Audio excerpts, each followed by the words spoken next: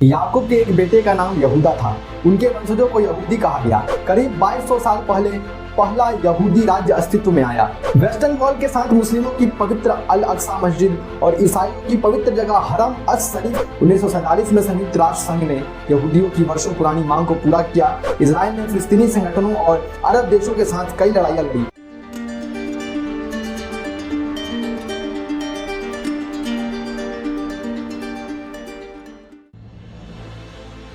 जय हिंद, नमस्कार। मैं चंचल कुमार, आप देख रहे हैं मिशन भारती। दुनिया के सबसे पुराने धर्मों में से एक धर्म है यहूदी धर्म। यहूदियों के धर्म का उद्यम यरूशलेम और उसके आसपास का इलाका माना जाता है। कहा जाता है कि ईसाई और इस्लाम यहूदी धर्म से ही निकले हैं। इस धर्म का इतिहास करीब 4000 साल पुराना माना जाता है। इस धर्म की शुरुआत होती है यरूशलेम से। वही यरूशलेम जो यहूदी, ईसाई और इस्लाम धर्म की पवित्र जगहों में से एक है। इस धर्म की शुरुआत पैगंबर अब्राहम ने की थी। अब्राहम को ईसाई और मुस्लिम भी ईश्वर का दूत कहते हैं। अब्राहम के बेटे का नाम आइजैक और एक पोते का नाम याकूब था। याकूब का ही दूसरा नाम इजराइल था। याकूब के 12 बेटे और एक बेटी थी। इन 12 बेटों ने 12 यहूदी कबीले बनाए।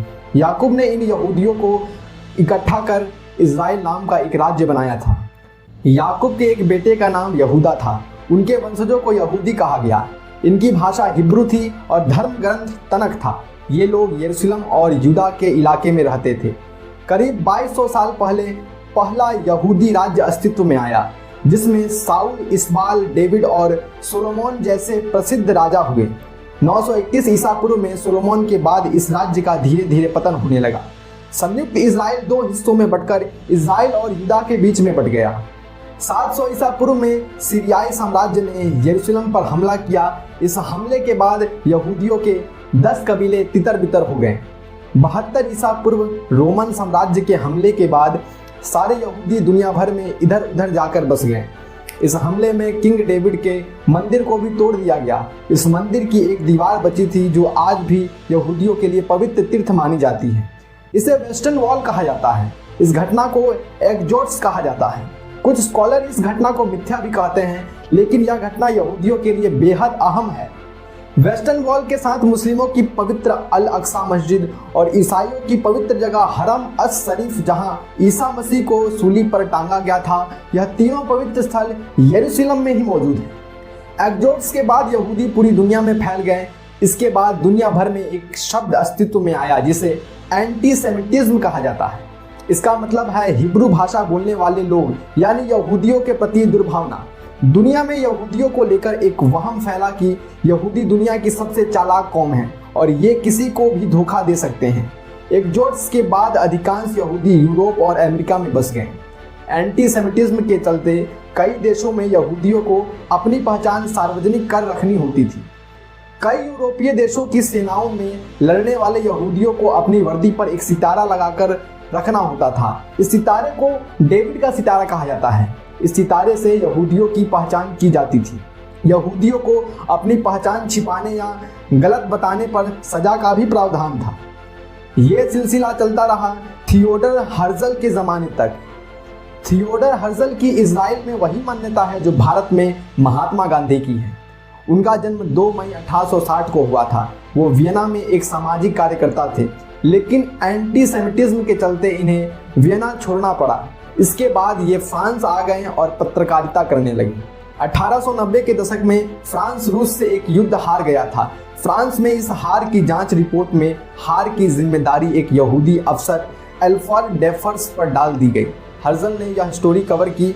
एंटीसेमिटिज्म के इस बहुत बड़े उदाहरण के बाद हर्जल ने तय किया कि वो सारे यहूदियों को इकट्ठा करेंगे और एक नया देश या राज्य बनाएंगे। इसके लिए उन्होंने 1897 में स्विट्जरलैंड में वर्ल्ड जायनिस्ट कांग्रेस नाम से एक संस्था बनाई। जायनिस्ट हिब्रू भाषा में स्वर्ग को कहा जाता है। वर्ल्ड जायनिस्ट कांग्रेस को दुनिया भर के यहूदी चंदा देने लगे। इस संस्था के बैनर तले यहूदी इकट्ठा होने लगे। हर साल इसका वैश्विक सम्मेलन होता था। 1904 में हर्जल की दिल की बीमारी के चलते मौत हो गई, लेकिन तब तक जायनिस्ट कांग्रेस का प्रभाव दुनिया भर के यहूदियों के बीच हो गया था। तुर्की और उसके आसपास के बड़े इलाके में ऑटोमन साम्राज्य का कब्जा था। 1914 में प्रथम विश्व युद्ध शुरू हुआ। विश्व युद्ध के बीच 2 नवंबर 1917 को ब्रिटेन और यहूदियों के बीच बाल्फोर समझौता हुआ। इस समझौते के मुताबिक अगर ब्रिटेन युद्ध में ओटोमन साम्राज्य को हरा देगा तो फिलिस्तीन के इलाके में यहूदियों के लिए एक स्वतंत्र देश दिया जाएगा। इसके बाद अलियाह में तेजी आ गई।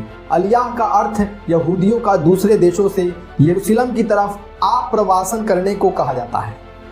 ज़ायनिस्ट कांग्रेस को लगा कि अगर ब्रिटेन अपना वादा पूरा करेगा तो फिलिस्तीन में उस समय यहूदियों की एक बड़ी आबादी होनी चाहिए। दुनिया भर के यहूदी अपने देशों को छोड़कर फिलिस्तीन इलाके में बसने लगे, लेकिन ऐसा नहीं हुआ। ब्रितानी सरकार ने अपना वादा पूरा नहीं किया। वो अलग अलग वजह गिनाकर बाल्फोर समझौता को लागू करने से बचते रहे। प्रथम विश्व युद्ध खत्म होने के अगले 20 साल तक यह समझौता लागू नहीं हो सका और द्वितीय विश्व युद्ध शुरू हो गया। द्वितीय विश्व युद्ध ने यहूदी इतिहास को हमेशा के लिए बदल कर रख दिया। उस समय जर्मनी के मुखिया अडोल्फ हिटलर ने एंटीसेमिटिज्म का सबसे क्रूर रूप दिखाया। करीब 60 लाख यहूदियों की योजनाबद्ध तरीके से हत्या कर दी गई। जर्मनी और आसपास के देशों में कैंप लगाकर यहूदियों को मारा गया। विश्व युद्ध खत्म होने पर जब दुनिया भर में ये बात फैली तो पूरी दुनिया की संवेदना यहूदियों के साथ हो गई। 1947 में संयुक्त राष्ट्र संघ ने यहूदियों की वर्षों पुरानी मांग को पूरा किया।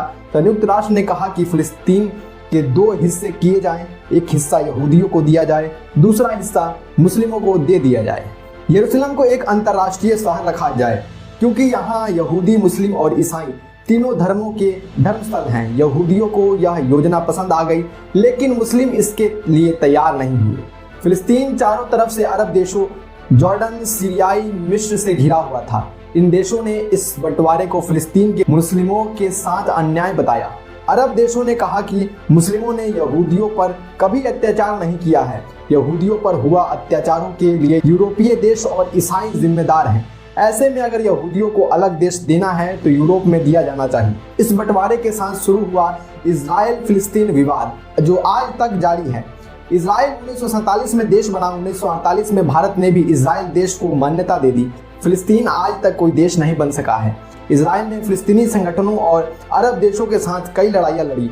इजराइल सैन्य युद्ध में अरब देशों से अब तक हारा नहीं है। इजराइल और अरब देशों के बीच में हुई लड़ाइयों में इजराइल ने और भी जमीन हथिया ली। फिलहाल यरूशलेम के एक बड़े हिस्से पर इजराइल का कब्जा हो चुका है। यरूशलेम में इजराइल ने एक दीवार बना ली है। ये दीवार यरूशलेम को फिलिस्तीन से अलग करती है। इजराइल ने यरूशलेम को अपनी राजधानी घोषित कर दिया है। इसे अमेरिका ने मान्यता भी दे दी है। अमेरिका अपना दूतावास भी यरूशलेम में खोल लिया है। फिलहाल गाजा पट्टी और पश्चिमी घाट के कुछ हिस्सों को छोड़कर फिलिस्तीन के अधिकांश हिस्सों पर इजराइल का ही कब्जा है। तो साथियों, आप समझ गए होंगे आखिर क्या था यहूदी और इजराइल का इतिहास। तो साथियों, आपने बहुत धैर्य से सुना, बहुत गौर से सुना। इसका हार्दिक आभार तथा हार्दिक धन्यवाद।